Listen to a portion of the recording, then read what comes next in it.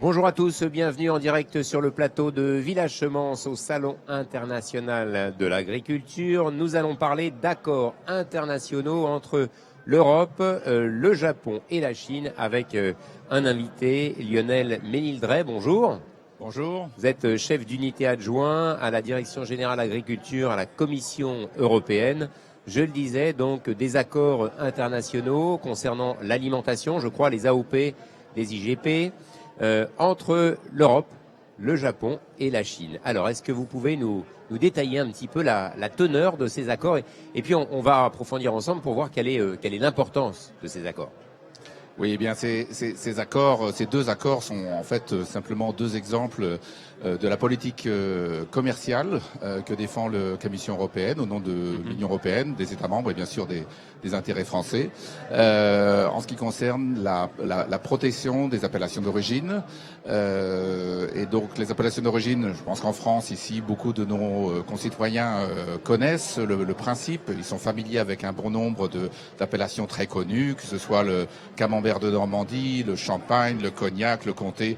Aujourd'hui, au salon, bien sûr, on a l'occasion en plus de découvrir ou de redécouvrir ces produits. Tout ça, elles sont estampillées AOP, appellation d'origine protégée, on le rappelle. Voilà, ou indication géographique protégée. Je ne vais pas rentrer dans le détail. C'est les IGP, là. Exactement. On ne va pas rentrer dans le détail. Il y a quelques nuances, mais ce qui est important, c'est que ces deux appellations recouvrent avant tout des produits, des noms qui sont attachés à des produits qui ont parfois un historique centenaire. Une histoire, un savoir-faire. Un savoir-faire et surtout un lien intrinsèque avec les régions d'origine. C'est ça qui est important parce que c'est ce lien qui permet de défendre à l'intérieur de l'Union européenne, mais aussi lorsque nous négocions avec des pays tiers, donc aujourd'hui la Chine ou le Japon, l'extension de la protection de ces noms à l'extérieur de nos frontières.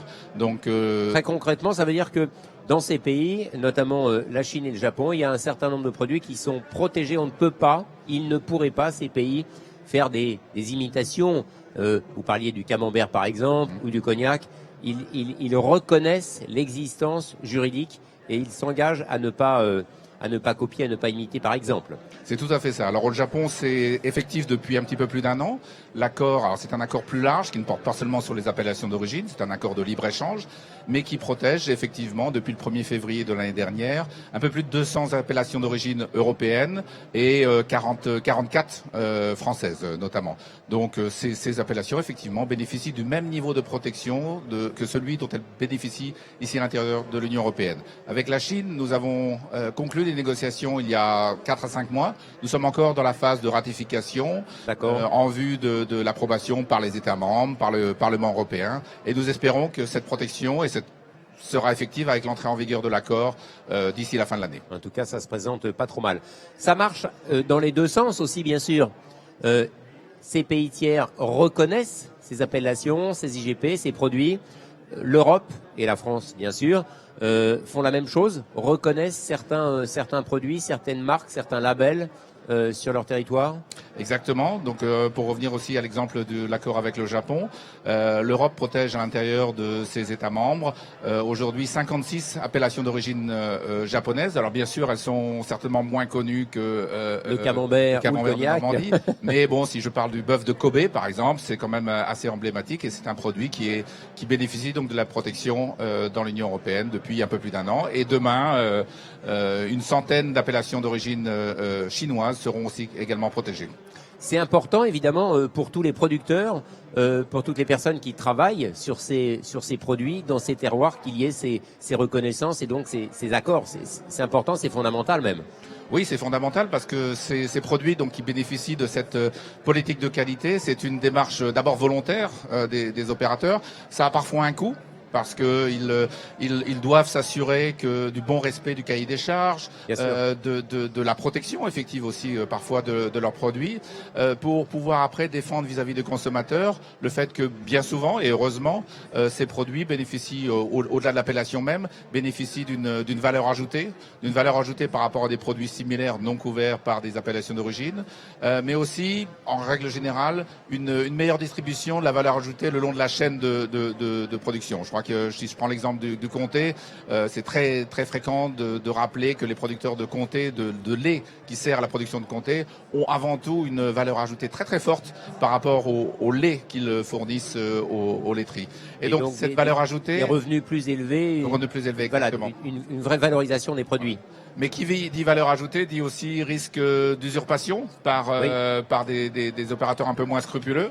Et donc c'est un vrai danger, hein, ça pour le coup, ça arrive aussi qu'il y ait des faux et usage de faux comme on dit, hein, mais c'est une réalité aussi. Hein. Oui. Alors non seulement il peut y avoir des cas de fraude, ça c'est encore une fois, ces produits avec une très forte réputation attirent toujours des opérateurs encore une fois moins scrupuleux, mais aussi à l'extérieur des frontières européennes, dans des pays où les produits ne bénéficiaient pas ou ne bénéficient pas encore du même niveau de protection, dans le cadre de nos accords de libre-échange ou dans le cadre avec la Chine d'un accord spécifique lié à la protection des appellations d'origine, nous allons étendre la protection de ces produits, de ces appellations d'origine hors des frontières européennes. Donc ça c'est très important. Évidemment, ce sont des produits qui ont une belle image. On parlait de valeur ajoutée, ils ont une belle image et ça compte aussi pour des pays comme le Japon, par exemple, la Chine aussi, des pays qui aiment bien ces produits-là, qui sont des produits de rayonnement, hein, j'ai envie de dire de luxe, avec une belle image en tout cas. C'est important.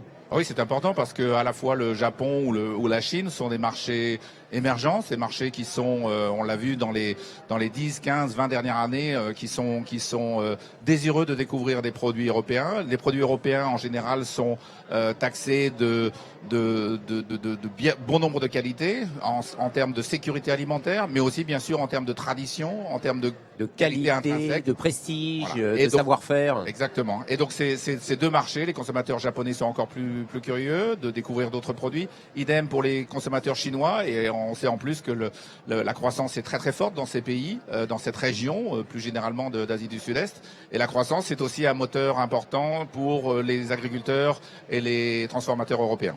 Alors évidemment, j'imagine que quand on fait un camembert, se dire bah voilà, j'ai le marché chinois ou japonais qui s'ouvre à moi, c'est formidable, mais encore faut-il avoir la capacité de production pour alimenter à minima ces pays-là aussi quand on a l'estampille AOP ou IGP. Oui.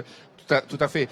Nos accords, c'est pour ça que nos accords, en général, ne protègent pas forcément, ne cherchent pas à protéger l'entièreté des appellations d'origine européenne. Aujourd'hui, il y a un peu plus de 3200, presque 3300 indications géographiques ou appellations d'origine européenne.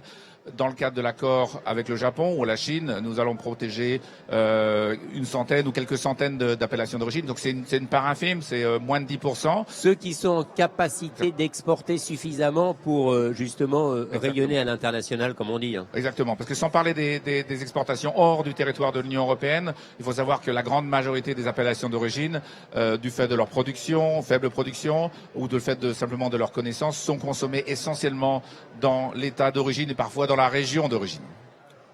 Lionel Ménistret, merci beaucoup d'être venu nous parler de ces accords internationaux qui tentent à protéger, à promouvoir à l'international donc les AOP et les IGP. À bientôt. Merci à vous.